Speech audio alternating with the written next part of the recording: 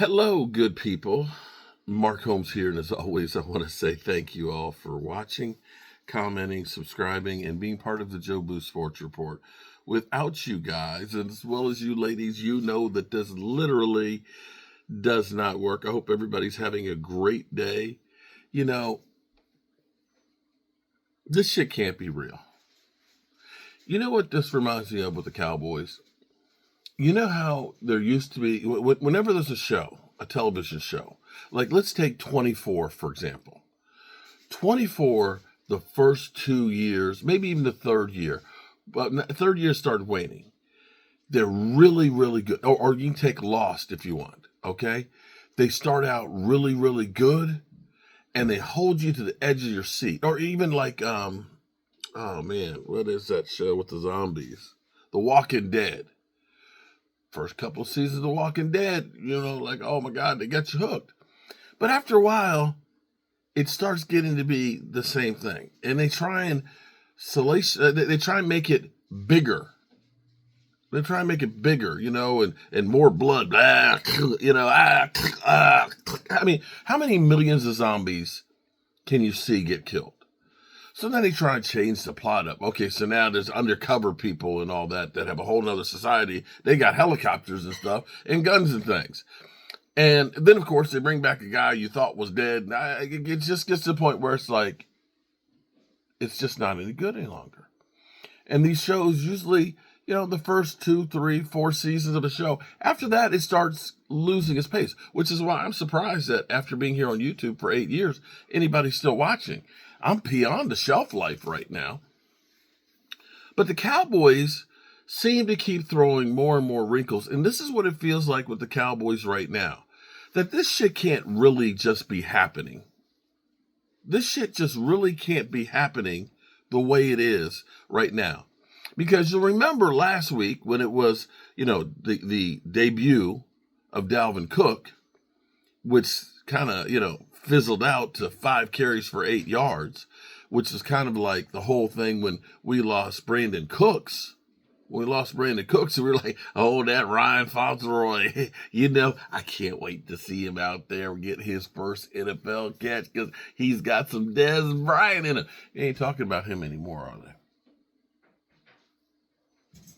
So last week, we had Rico show up at the stadium with this illness that popped up, and he couldn't play.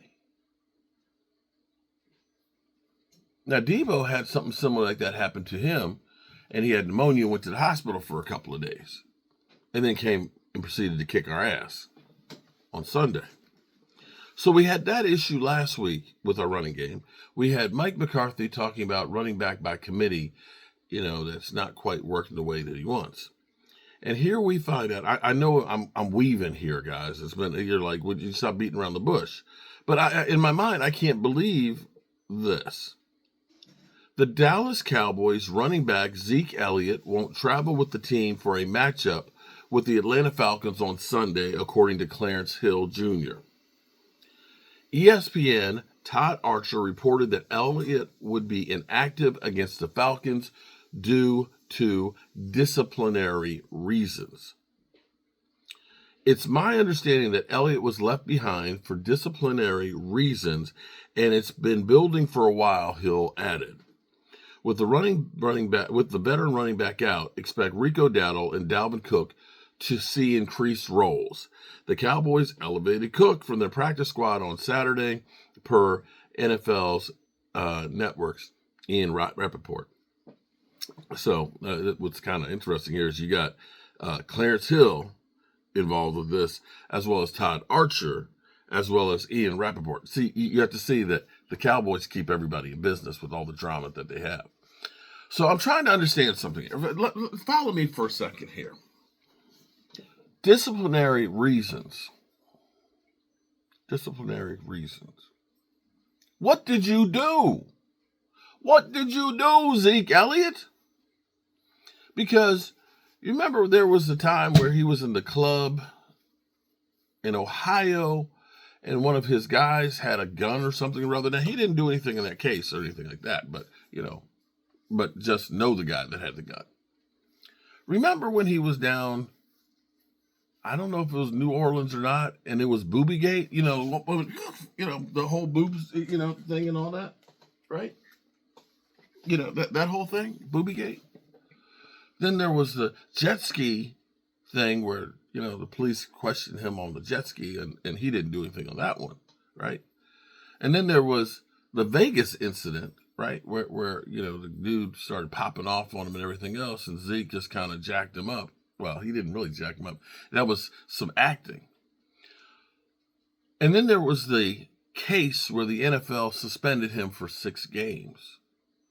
That the Cowboys, including Jerry Jones literally was fighting the NFL to make sure that he didn't get suspended. To the point where the NFL said to Jerry Jones, you're going to pay for all the legal fees of this case. And Jerry Jones, oh, no, I'm not. We got the best attorneys in the world, and we're going to fight this thing. Until he carried his behind up to New York. And lo and behold, he walked out of there and said, we're going to pay it, and that's it. Where I think that they actually read the riot act. So through the course of all of those events right there, the Dallas Cowboys never disciplined him by not having him in a game. Now, I'm going to say, if you're Zeke Elliott, you're probably kind of pissed that you came back this year. We're not able to run the football, and we're really not giving him a chance. So I'm sure that he's a little bit belligerent. But see, this is a case of the Cowboys. It's the Wild West. You have Micah Parsons throwing the quarterback under the bus. You got the owner going after, 105.3 The Fan guys. You got Diggs going out there telling reporters about D's nuts.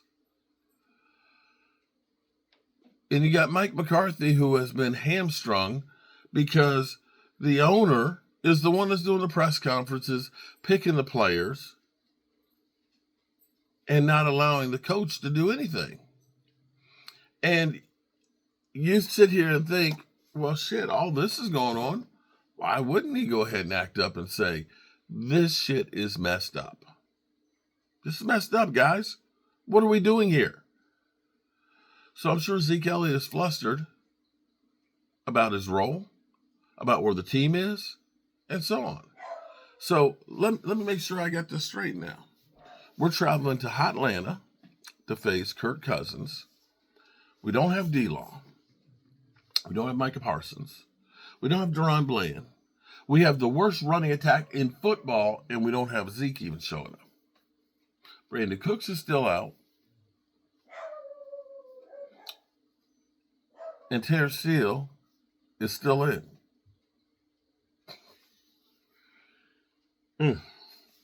I want to know, what did you do, Zeke, that they left you behind? This is crazy. We'll definitely be talking about this. My live stream, my member live stream is in 45 minutes, so we'll definitely talk about this. Peace.